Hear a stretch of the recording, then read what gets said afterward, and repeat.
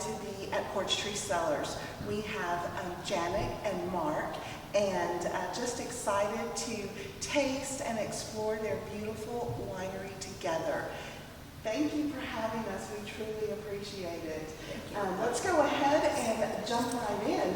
If you will just kind of tell us a little bit about your story. I know you're both native Texans and you're back home settling and obviously establishing roots. Yes, yes. I came from the Houston area. I came from the Dallas area. We met in Houston and did a lot of things in our career. And a few years ago, Mark suggested growing grapes and making wine, which would seem like a pretty big departure from what we were doing. But we had drank a lot of wine and really enjoyed it. Mark is an avid plant person and also had a lot of interest in wine. And so we gradually got educated and got experience and met a lot of people in the Texas wine industry, which was really what won me over.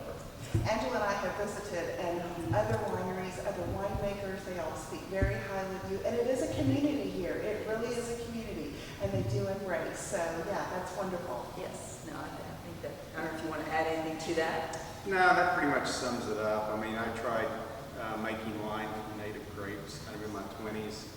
Didn't go very well. And as Janet mentioned, we did a lot of different things in our careers, visited a lot of wine regions around the world.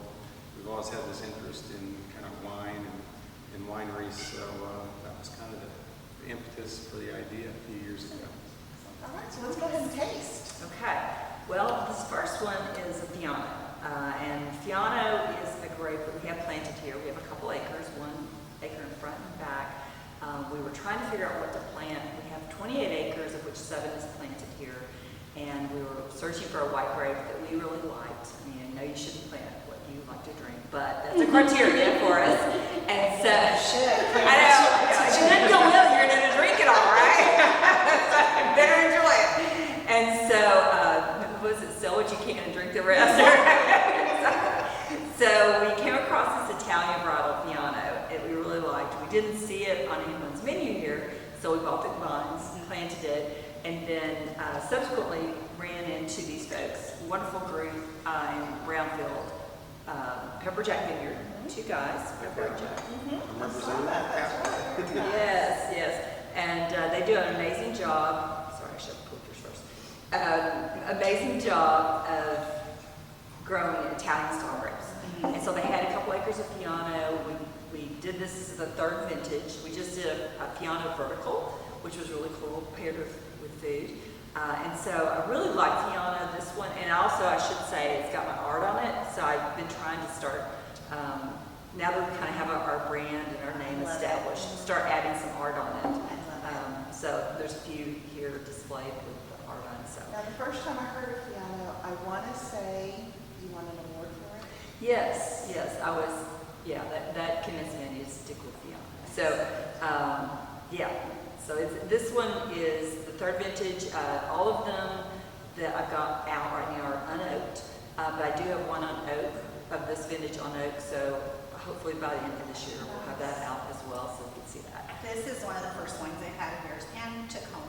I had never had Fiano either or heard of it, and it went, oh my God, it's so good here in Texas. Oh, well, good. And we actually came across it, we were doing our WSET2 certification in Houston, where they bring out different wines of different wine regions around the world, and they brought out this Fiano, and quite honestly, we had never heard of the varietal at that point in time. And so we went to Total Wine, bought a bunch of Italian Fianos, tried them, and we liked them all, and that's kind of how we See, that makes me feel solidified better it. about myself, that I'm not like this naive. I've never heard of this grape. There's so many There's a lot of grapes out there. Yeah, so I don't know how many vineyards, but there's maybe 3 or 4 vineyards in the state that have Fiano planted. So it's still pretty new to Texas.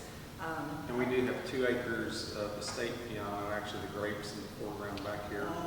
That's 3rd year Fianos. We are going to get a small crop off of them this year, so we're looking forward to having maybe an estate Fiano, but I'll leave that up to Janet. The color's beautiful on this. Thank you. So golden. Wow. Well, Fianos typically are medium to full bodied it comes from southern Italy. and it oftentimes has citrusy notes, some nuttiness, even some tropical notes. And you definitely get that in all of the Fiancas I have. They're all a little different, but they all smell and taste like a Fianca, just slight variations.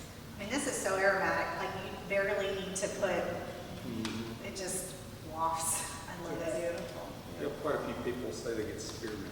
Ooh, nice. On the nose. Very nice. And there's, you can tell the weight in the It's glass. toast. Yes. Welcome. So, thank you. Thank you for coming.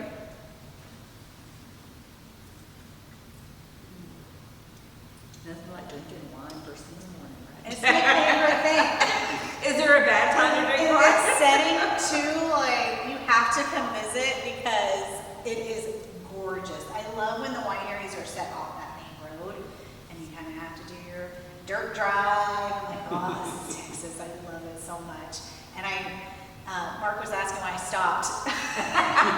There's nowhere to go. You can't get lost. But you just have to stop and take a picture because it's so pretty. You're like, oh, I'm here. Thank you. Everything is in bloom right now this spring, so it looks great. The vines, we haven't, knock on wood, haven't had any hail or adverse weather, which is great. You never know until the grapes are in your bin. Right. It's This is gorgeous. It coats my mouth beautifully. The Yes. beautiful citrus, the limes and lemons really come through for me. I like this a lot. What would you pair with this? I think like green enchiladas, something like that. That would Okay. get the sour cream on it. I Yeah. think that would be really good. Or maybe fish tacos. That would be a good pairing as well. I love that. This is nice. With a mango salsa on the side. So it's definitely, I definitely get some pineapple on it. You know, some different tropical notes. It's So beautiful. That's beautiful. let me get it done like this, just so if we add wines, we can taste ourselves. You were describing the drive-in though, so we bought this property in 2019, so we were looking at various properties and we came across this one, which was raw land, by the way. And once we got to this rise and saw the view going that direction, I mean, that kind of sold us on it, but that's something you can't really duplicate. I have already asked, is there a way I can live here? What's the bar? Because I want to wake up to your view. It is gorgeous. So I think, like, just thinking of that, you mentioned you do events. I know we're kind of jumping around, but I'm just thinking about the space, the art that's in here. Like, it is, you walk in and it's just so beautiful. I mean, you get some Texas ones that are real cozy, and I love that too, but I just feel like there's such attention to detail that I'm in almost a gallery. I was smelling the wood. I'm blown away. So tell me about the events that you all do here and take advantage of the size that you have. We have, the room we're sitting in seats about 55 people. And so we have done like food and wine pairing events. We've done some wine dinners. Like I said, we did the vertical tasting with the piano and had the food. We've also had like a rehearsal dinner. They came and leased out the whole place and kind of spilled outside. It was a beautiful night. Had a caterer come in, band, and then we've had even a small wedding. So it's very versatile. We have a prep kitchen in the back, which kind of supports what we do. And then we have a bar that probably can accommodate 40 or 50 people as well. And then a covered pavilion, which is also about the same size. So, vow renewal. Very I want to do nice. that. We have actually hosted one wedding. Very nice. Yeah, I think for events, you know, corporate events, weddings, rehearsal dinners, yeah. How long have you all been open? About a year and a half this building's been open. Okay. So very end of 23. So Okay, so really new. Okay. yeah, pretty new. Yeah, when you drove in, you may have seen a patio underneath the oak trees in the middle of the vineyard. We did start serving there about 6 months before this opened. Gorgeous. Yeah, it's very nice down there, but we served there through summer. Very nice. Yeah. It made us really appreciate running water, electricity, about the refrigeration. And you have to take it with you every time. It's like, oh, this is a really nice space. But I like where you all chose your land too. have the, starts with Untamed, then here, is it West Cave, Sandy Roads, and then you have Elisa Christopher's. Down, I mean, it's like the best little wine trail. That's all you need. This We one like road. Yeah, just get off the beaten path. Yes. There's some gems, there's definitely. I just need to drive one shuttle that just goes up and down. We'll try that. Okay, so I'm gonna pour this out just to pace myself. Oh, you're good. It's This is gone. one of my favorites. Okay, I'm going to a full party later. I'm with you. Exactly. Well, good. Okay, so the next one up is a Sangiovese Rosé. And Sangiovese, I think makes a lovely red wine, but also I think it makes a delicious rosé. And for full disclosure, when I first started making wines, and I love rosé, so I have quite a few rosés. And I remember Mark telling me, "Why are you making rosé? I don't like rosé." And I was like, well, I think there's a few other people in the world that enjoy rosés. So I brought this one home, thinking, because I always bottle it and I bring it home for my Harsher's group. Which, by the way, this is the most dangerous job. Yes, it is. So I brought this home for him to taste, and he put it to his lips. He goes, "Oh my gosh, I love this wine." Wow. And I was like, "Really? Oh, that's a good thing." Blindfolded for I said, no. But I talk about it being very food friendly. I think also it's like kind of a red wine drinker's rosé. It's a little more medium bodied than some of the other rosés. Though I do have a Tarica rosé that's also pretty medium to full bodied rosé coming out in June. But it's got a lovely color. It's from Leahy Vineyard. Again, another great vineyard up in the High Plains. And it's very food friendly. I think you could definitely do the charcuterie, you could do the Italian food, the pizza, but I think you could do a pork loin or roast chicken. It's Ooh, I like pretty, that. Pretty Pork versatile. loin. I make a lot of pork loin because it's easy, but it looks fancy. Although when I serve it to people, I tell them just sit by the pool. Beautiful. You don't need food with this. You know, It's beautiful on its own. it's got really sexy legs for rosé. I'm a leg person. Yes. Let's see, what is it, like 13% alcohol? Yes, It's beautiful. it's a nice summer sipping wine, but I think it can go through the winter as well. So can't always say that about a rosé, but No, it's got a little bit of tartness, and then in the back, it's like herbs. Definitely It gets keeps the giving- Yeah. It keeps giving on that, yeah. It's got some layers in there. That's beautiful. Thank you. I also love a rosé, so thank you for making it.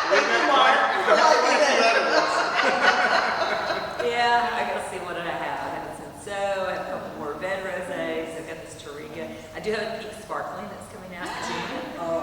So Are you gonna do like a party?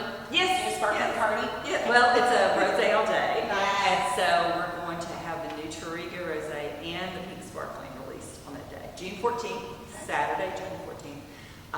Open to everyone, not just members? Yes, Okay. yes. And we're going to pair each of the wines with the food.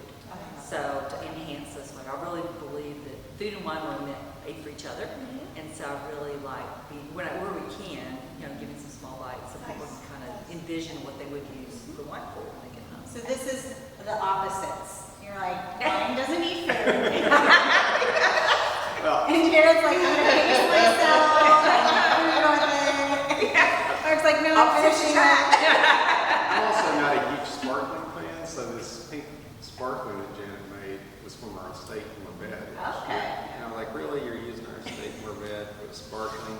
But it's quite extraordinary. I mean, I've tried it a couple of times. It's got this kind of grapefruit nose and very yeasty. It's pet out, so it picks up that yeasty note very well. So good job, good job. I don't question it as much as I used to. You just plant. Yeah. And he built a bocce ball court. nice. He's built a fire pit. He's done all the beds around the property. So I saw that you have like the cornhole out there. So would you consider it a family-friendly place? Like, Yes. There's a lot of room for, I wouldn't really want my kids in here. It's too nice. But I do look for places, I have 2 boys, that they can be outside. Yes. And just enjoy nature, because otherwise they're on computers, so I gotta like get them out. Yes. And we get a lot of that, especially if you wait until later in the afternoon, it's nice and shaded on the On back that side. patios. Oh, And okay. families just sit out there and sip wine where all the kids just kind of run wild back there, so, which is fine. And you stay inside. Yeah, and we are dog friendly too, so this is a great place for pets also. Nice. Now, you had mentioned earlier you all traveled a lot, and I was reading about that too. We've had 2 Italian grapes. What's some of is that your favorite wine region? Where do you get a lot of your inspiration on what you're planting? Well, when we first started, they said you should keep your SKUs, like 2 whites, 3 reds, a red blend and a white blend. Keep it, streamlined, it's easier to manage, and I think I have when we opened, I think we had 30 wines. So when you say, what is your criteria? I'm really not sure. I'm currently making my wine over at Kerrville Hills. Okay. When we first started out, we planted the vineyard and had taken some training online with classes, Texas Tech, Enology, we'd done the UC Davis program. We didn't have any hands-on commercial scale winery experience. So we joined Kerrville Hills along with Astor's was there, Simone, some other very noteworthy, wineries, and they were making their wine there. So just dove in, and as a result of being there, you are plugged into that network of Texas winemakers, and so you have opportunities to pick up grapes from other places that maybe you hadn't thought of. And so Tempranillo was one case of that. A lot of them we were sourcing ourselves, but until we got kind of up on our own, doing all the sourcing, that was good. And even now, if people have something extra, you consider that. So your question is, what is my criteria? I'm starting to settle into certain things like the Fiano. We have a Petite Mansang, which I've got 4 vintages from. Sorry, what was that? Petite Mansang. That's another one I don't know what that is. Yes, it's a white. It's a Okay. lovely white grape. John Friesen Vineyards. We're doing a vertical on that next weekend. And it makes a beautiful wine. You can do sweet to dry. So that one's been in the program for about 4 years. Okay. I've got a couple of Simeons. I've got the Sangio. I've got quite a few different Mourvèdres. Really like Mourvèdre. And I do like single varietals. You'll see, I have a couple red blends, blended grapes, like a Bordeaux or Italian style. But I really like showcasing that single varietal, what it tastes like from the place and the time it was grown. It also affords the ability to put the wine grower's name on there, because 90% of the grapes or more come from a vineyard. You can put their name on the bottle. And so virtually all, I think I've got a couple of new ones that are blends, but all have a vineyard designation as well as an AVA. I like that. And so it's a bit of authenticity too, because I know a lot of debate about what's really Texas wine, and we do 100% Texas wine. We're both native Texans and very committed to trying to elevate, continue elevating the bar with Texas. There's some amazing Texas wines up there, so we want to be part of that. How often do you have to drive up to the High Plains? That's a drive. It is a drive. A few times a year. It's an easy drive. Yes, it is an easy drive. I don't know about that, but don't know. It's pretty straight. And you're asking about wine regions and kind of inspirations. We did have the opportunity as part of our careers to live in Europe for 5 years in the 90s. So I am of German heritage, and I thought, this would be great. We'll go to Germany. I love Germany, but no, I think Italy and France are tough to beat. In my mind, Tuscany, Bordeaux, and the Loire Valley. So not going to see a Riesling. Although we do have a Gewürztraminer. We have a Gewürztraminer. Yeah, I have a Gewürztraminer. It's dry, but it's another case of we were meeting people up in the High Plains.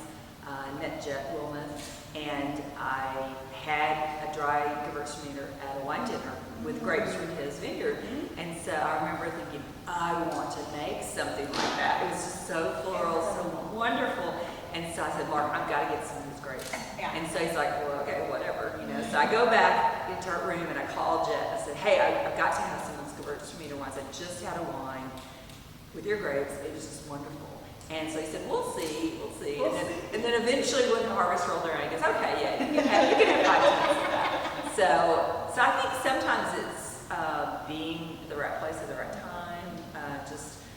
I like to have a variety. I don't like to eat the same thing every night, so I don't want to drink the same thing. It's kind of my philosophy. Sure, that's So, a good philosophy. I probably have. It probably ends up with that, so I'll probably end up with so many wines. Variety is the spice of life. Type Yes. Janet, if you and Angela can explain, I'm going to go off script again, exactly how you all met, because when we talk about networking and elevating and being in the room together, I'd really like to hear that story. Do you want to tell that story? Well, we met at work. We were working in Houston. We both worked in the oil and gas industry for the same company. So we joined Atlantic Richfield at Arco about the same time. I think we started about 6 months after me. Worked in the same group. Nice. You know, I have an eye for detail and beauty. Beautiful. All husbands listen to That's how that. I met. It's not real, Beautiful. overly romantic, but Well, yeah. My version is somebody in the group. There were a lot of young people at that time, and back in the day. Yeah, back in the day. Back in the day. And somebody comes into the room. They were young, I'm in my early 20s, and they said, somebody on this floor likes you.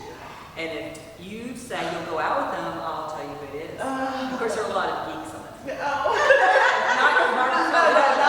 we're both engineers, by the way, Yeah, we're so both it's- engineers. It's very risky. And so I wouldn't, eventually I figured out who it was. And I was like, oh, that's her. So That's great. looked at him in a different light then, so it was nice. So I love the connections. Despite my geekiness. I love you're both engineers, and yet you have such a creative side. I'm bipolar. So I don't know what it is. You've got the two brains going. Were you an artist the whole time, or this started when you were able to step away to do this? Like, what came first?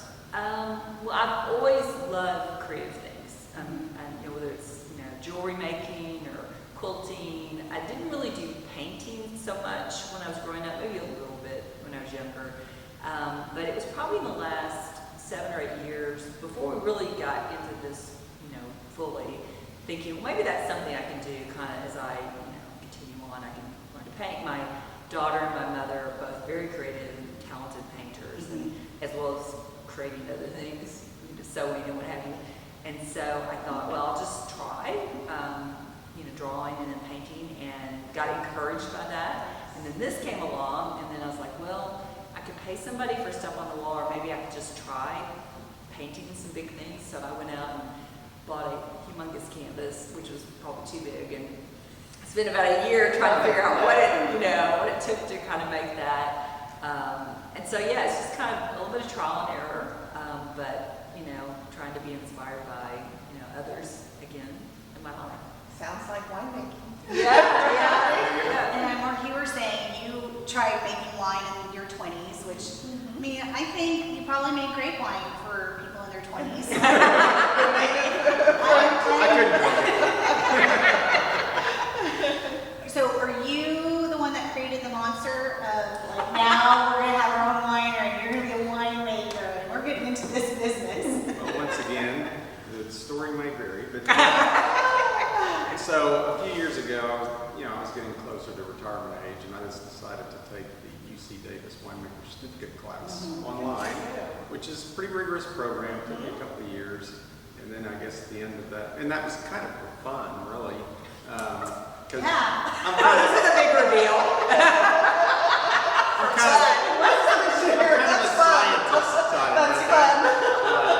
And then I mentioned to Janet, well, maybe we should have a small winery and vineyard when we retire. This is not small. Well, that was her influence, but I think she thought that was kind of a crazy idea. So we started making wine at our house, first with kits and then with grapes, just to demonstrate that we could make something that was quite nice. It turned out pretty well, and when I say in our house, I mean it was in our kitchen. We had 2 5-gallon buckets, one with holes drilled in it, and our son would sit on top of the bucket. That was the press. Family, the way the family works. So, but it came out pretty good, and then Janet retired. We started going to industry events. I think he really liked the industry. It was a lot more friendly and laid back than what we were used to. I guess we kind of upscaled, but that's Janet, you know. You bought the canvas and this.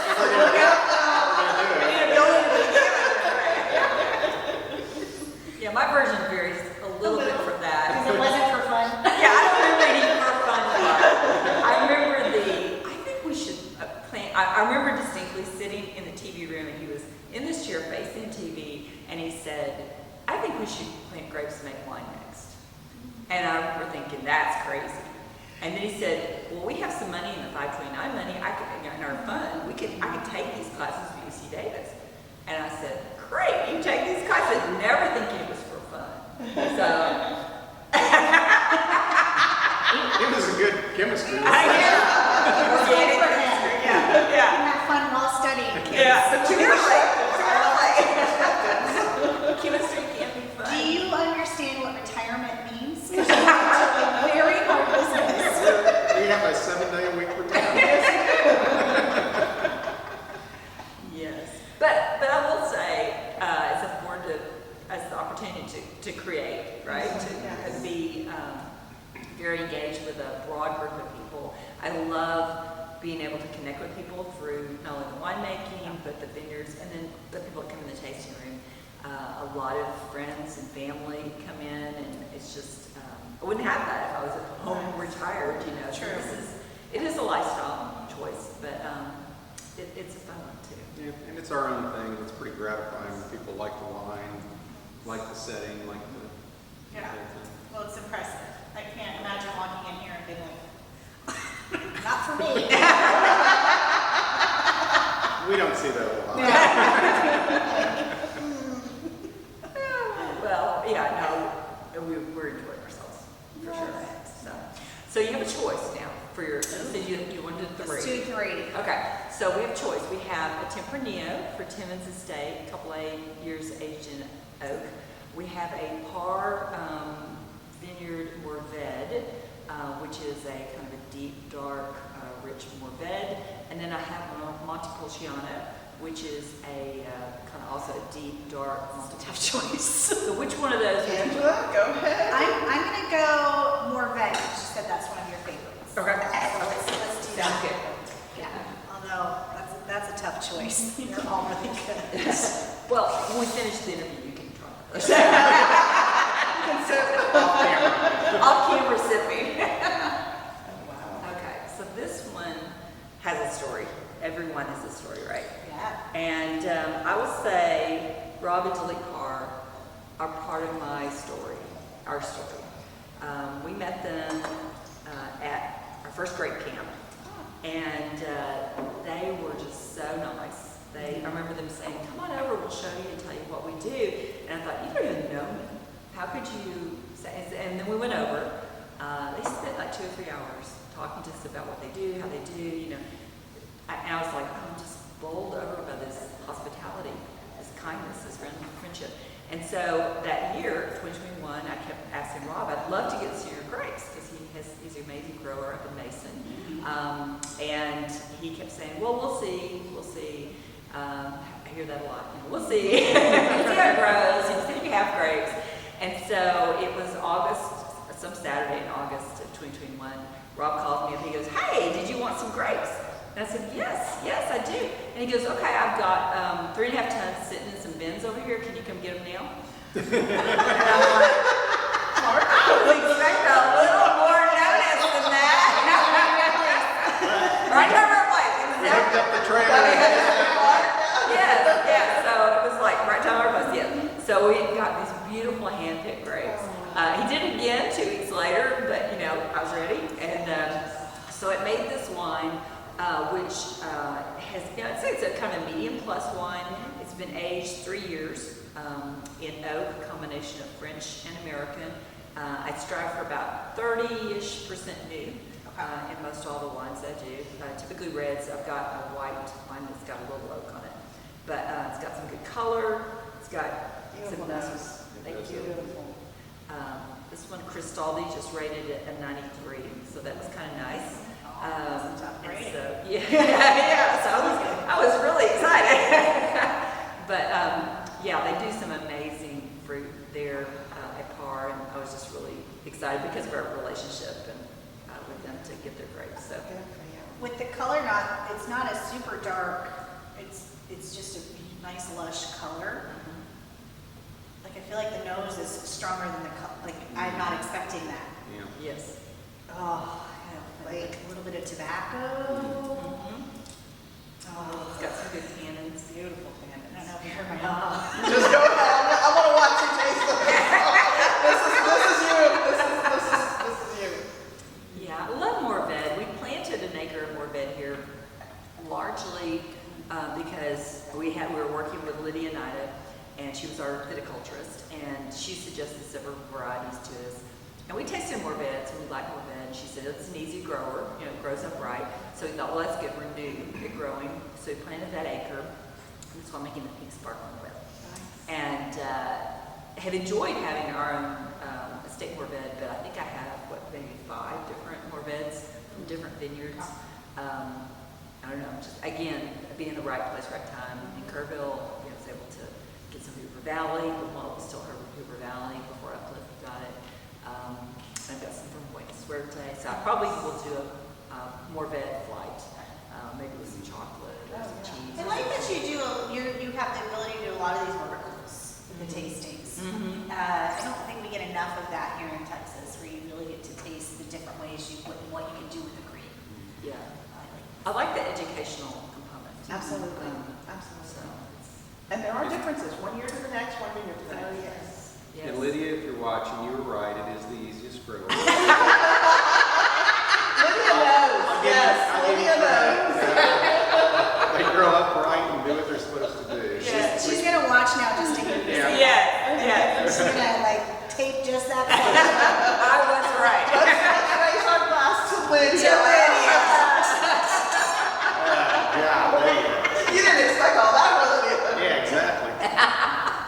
No, she's great. There she is. I mean, really, I love being part of the Texas wine industry. There's some great folks. I love the women, you know, we help each other out. I know you all met We women. met at the Women in Wine with Rerooted, Jen, who was our very first interview. I love Rerooted downtown in San Antonio. Yes. What a great event it was. I mean, just all the women winemakers we have, and hearing y'all's stories. And so I absolutely ran over to Janet afterwards, and she's still pouring wine. I'm like, hi. I really want to interview you. And it's like you came. What's been really the most surprising thing about getting into this industry that you weren't expecting? 'Cause I think it's a lot more complex than we envisioned. I mean, you have the vineyard, which requires a lot of care. You have the winemaking, where you have science and art, and that requires a lot of work. And then you have a tasting room you're running, so you have your consumer facing. So it's a lot of different facets, which it's a high level of sophistication, I guess, and complexity. But that also keeps it interesting because you're doing a lot of different things. I think the amount of patience and tenacity it takes, because it is the long game, you know, whether you're planting grapes and waiting, planting vines and waiting for grapes, hopefully will come, or you're aging wine, or you're building that clientele, getting people in. It just takes time. You just have to keep going at it. And I guess I probably thought it would be that way, but you don't know sometimes till you get into it. So it is a journey. And so, yeah, well, I mean, you're making all the right connections for sure. I love how much you've said Texas is so welcoming. It reminds me when people come visit and they're going, why are these people saying hello to me at the airport? Yes. I was thinking, are other wine regions, because we hear this every time, that as I would think it's competitive, I mean, our wine industry is exploding. Everyone's still so helpful, where you all create these little communities next to each other. Let's do, you know, a wine tasting month and things along that nature. Yes, and I think, I mean, it's truly the rising tide lifts all boats. Yes. I mean, I think you create a mass of, a destination, essentially, with wineries here that people can come and visit. I mean, I've heard statistics that of all the Texas people that drink wine, of which there's a lot of them, only 3 or 4% drink Texas wine. So, Are you serious? yes, and so I think the more Texans that can be introduced to, you know, Texas wine that they like, because there's a whole range, Yes. then, you know, that would really be helpful in people supporting Texas. I wonder if part of it, I know, 15 years ago, a lot of the wines here were on the sweeter side. And you come out now, it's hard to find the sweeter side. Everything's pretty dry, or a lot of Bordeaux styles coming up, which I'm starting to really get into. I used to really just want like leather and be punched in the mouth, like a Napa cat kind of thing. And now I'm finding I'm getting older. Sure. To relax a little bit. That palate is growing up. Although I'm still with Mark here, like I'm gonna finish it.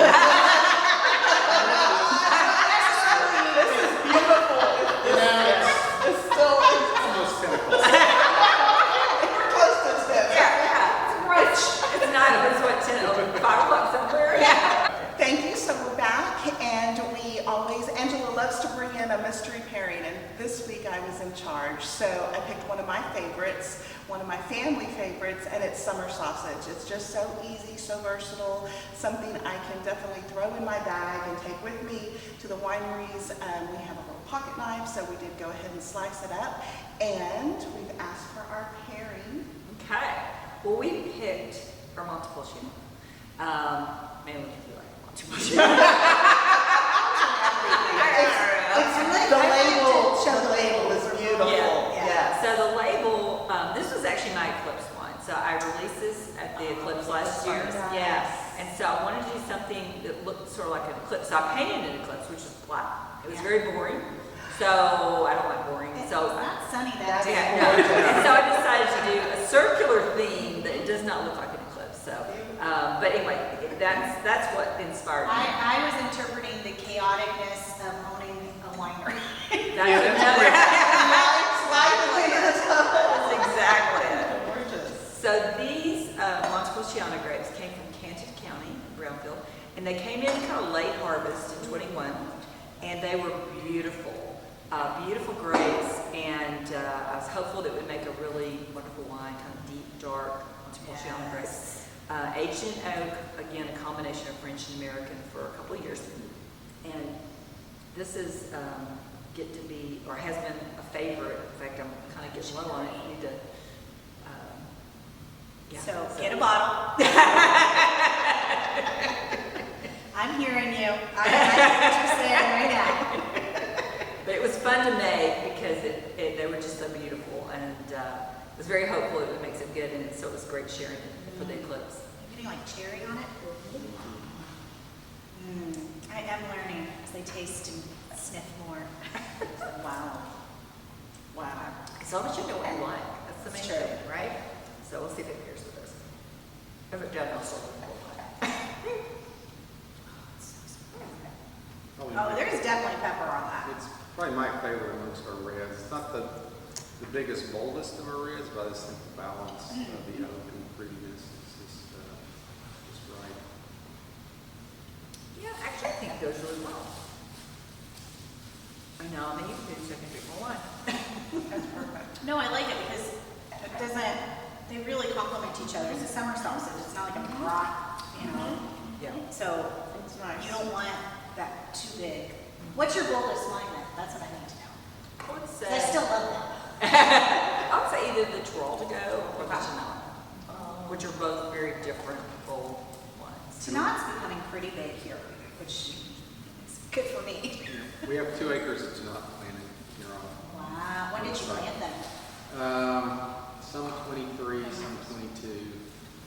We will have a real harvest this year, so we look forward to that too. So is that what's in the bottle of your Tanat? No. Not so how long does it take as the professional planner? I kill everything, you do not want to see my backyard and what I try to do, but how long does it take from planting that grape to serving it to me? Well, as far as the vineyard's concerned, usually in the third year you get a small harvest, but it's not nearly what you would want it for production. So that's what we got, mainly more bed that third year, a little bit of oleonica, which we also have planted in our vineyard. And then it's up to Janet how long after that before it shows up in the tasting room. But you're going to age it in oak, usually a couple of years. So it takes a while.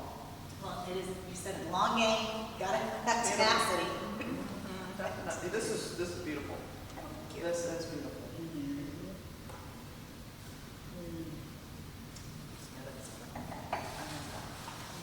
But yeah, what story can we tell about our property?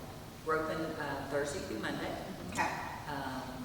And usually one of the two of us are here, sometimes both, in the tasting room because we like to be able to connect with people. And we have great staff and fabulous staff to tell our story. And so when we do events, Tell us about your membership. we have a wine club as well. It's small but growing. Okay. And we do wine club parties, so it's free to members. We have discounts on various things for wine club members. We have a 3, 6, and 12 bottle. The 6 and the 12 can customize, so with 30 wines to choose from, you can basically customize from basically any wine in the portfolio, which most people in the 6 bottle and 12 bottle take advantage of, which is kind of nice. It's a little more work for us, but it's important for the customer to be able to have that versatility. We have a mixed 3 bottle and a red 3 bottle, but we're adding a white 3 bottle because we have quite a few white wines. And you have really nice white wines. Thank you. Yeah. Like you can find more reds here because once again, everybody's kind of going dry, so it's nice when you can find some really good white wines. Yeah, well, we've had several people ask for that, so we thought, well, probably time to add It's that. summertime. Yes, yes, exactly. In fact, we have our wine club pickup party tomorrow. Yes, we Nice, do. very nice. And we usually have live music, we're catering food. We also allow non-members to come. We do charge for that Yes. because we're catering Yeah. food, but, we got a nice big facility. You might as To well. entice people to come, Yes. you can come check out Wine Club and Right. like to join. I love that. You also have a robust Instagram and Facebook page. I appreciate your social. So yes, that's always great to see. So beautiful pictures of the property and of your event. So that's, be sure you follow. Also, you have a newsletter. Yes. Excellent. Yes, try to keep people plugged in with what's going on so they know when to come out and participate in events that are going on or just changes that we're doing, new wines that are coming out. Starting with the newsletter I just sent out last night, trying to feature some of our wine partners, if you will. People that are carrying our wine, either in the restaurant or the retail space. We've got some, again, fabulous people out there that are representing us and want to highlight them so they grow too. So, yeah, it's a great industry with people. So people make all the difference. Thank you. Yeah, thank you for having us. It's been a fabulous interview. We encourage all of our friends, our partners, our amigas, come out and visit Portree Cellars. You'll see me because I'm never leaving.